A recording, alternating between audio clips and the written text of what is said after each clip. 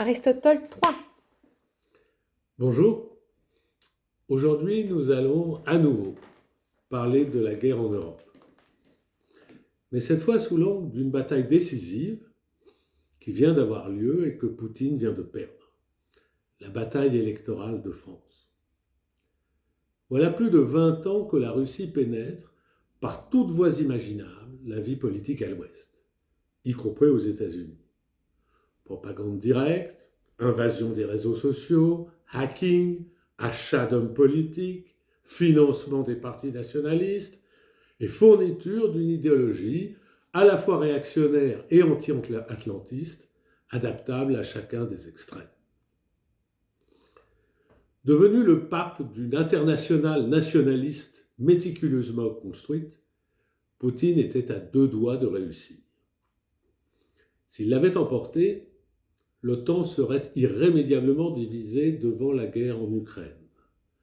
L'Europe serait réduite à un simple Commonwealth commercial durablement dépendant du gaz russe. Le non-alignement, préconisé par une certaine droite russophile et une certaine gauche, nostalgique de l'Union soviétique, aurait été le moyen pour un empire colonial surarmé, expansionniste, riche de ses seules matières premières, d'exercer une emprise durable sur tout le continent. La bataille qui vient de se jouer aux élections françaises met un coup d'arrêt à ce projet.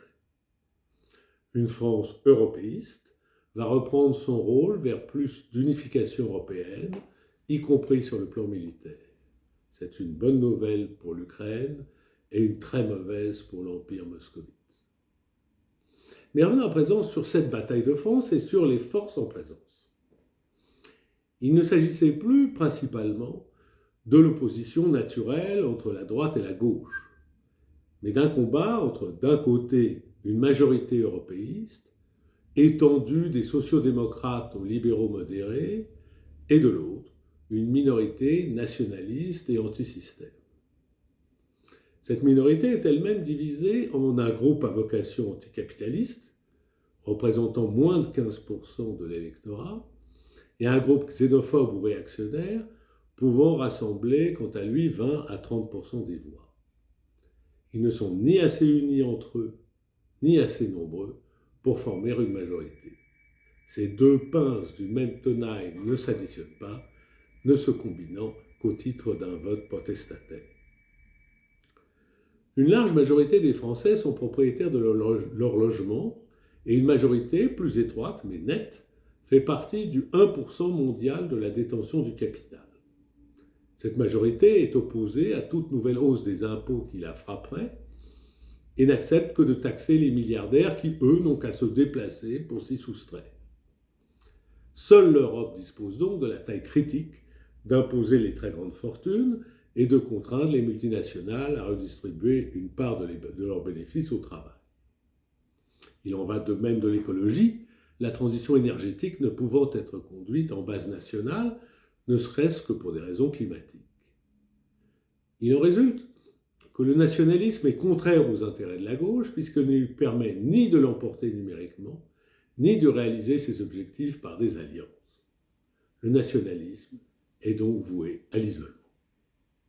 Ce sera sans doute le programme de la coalition de l'aile modérée du Parti socialiste à l'aile modérée des partis conservateurs qui gouvernera vraisemblablement la France pour 5 années, de réduire le vote protestataire en luttant contre la pauvreté tout à fait réelle des personnes isolées ou monoparentales et en ajustant l'offre et la demande d'emploi au moyen d'une reconstruction trop longtemps différée d'un système d'éducation gravement dévalorisé.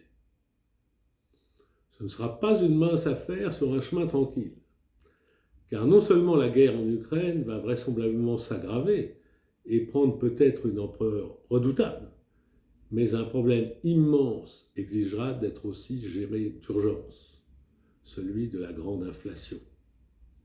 La valse des étiquettes ne pourra pas être combattue par les seules banques centrales, car sa cause n'est pas seulement monétaire. Elle provient aussi de la hausse vertigineuse des transports maritimes, des récoltes déficitaires et du caractère non substituable à court terme des productions de grande masse en Chine. De grands problèmes sociaux en émergeront qui n'auront cette fois pas de solution purement financière. À cela, nul n'est vraiment préparé. Le tumulte est mondial, tandis que l'Europe lutte pour son unité et son indépendance. La Russie se débat contre une défaite qui peut emporter son empire. Les États-Unis se préparent au retour du trumpisme aux élections de mi-mandat dans quelques mois à peine. La Chine est menacée par une situation sanitaire qu'elle ne parvient plus sans doute à contrôler, tandis que la famine se profile dans certains des pays les plus peuplés. Ce ne sont certes pas toutes de bonnes nouvelles. Elles exigent de nouvelles réflexions. À bientôt donc pour en reparler.